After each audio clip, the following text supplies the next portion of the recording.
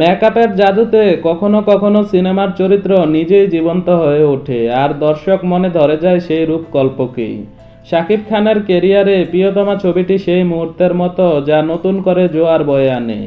ছবির আবেগময় গান ঈশ্বর কি তোমার আমার মিলন লিখতে পারত না কেবল সিনেমার শুরুই নয়, বরং শাকিবের পরবর্তী হিট ছবিগুলোর বাণিজ্যিক সফলতার প্রভাবও তৈরি করে।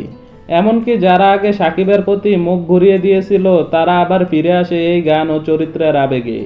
শুভশ্রী একেবারে ভিন্ন রূপে আবির্ভূত হন ওটিটি ওয়েব সিরিজ ইন্দুবালা ভাতের হোটেলে। দেবালয় ভট্টাচার্যের পরিচালনায় তিনি কেন্দ্রীয় চরিত্রে অল্প বয়সী মেয়ে থেকে বিধবা বৃদ্ধা সবই অত্যন্ত প্রাঞ্চলভাবে ফুটিয়ে তুলেছেন। ইন্দুবালা মল্লিক চরিত্রটি তার কেরিয়ারের এক বিশেষ সংযোজন, যা দেখার পর মনে হয় অভিনেত্রী শুধু বয়সে নয়, আবেগে ও অভিব্যক্তিতেও পূর্ণতার সঙ্গে যে কোনো বয়সের চরিত্রকে ধারণ করতে পারেন। গত বছর প্রেক্ষাগৃহে মুক্তি পায় দেব শুভশ্রী জুটির বহুল প্রতীক্ষিত ছবি ধূমকেতু।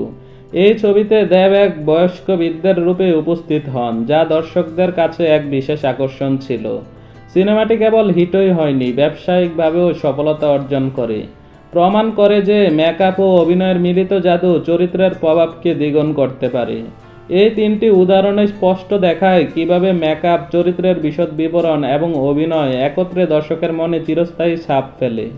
সাকিবের প্রিয়তমা, শুভশ্রীর ইন্দুবালা ও দেবের ধূমকেতু সবই প্রমাণ যে যখন মেকআপের কারিশমা এবং অভিনয়ের গভীরতা মিলিত হয় তখন চরিত্র শুধু স্ক্রিনে থাকে না, দর্শকের হৃদয়ে বাসা বাঁধে।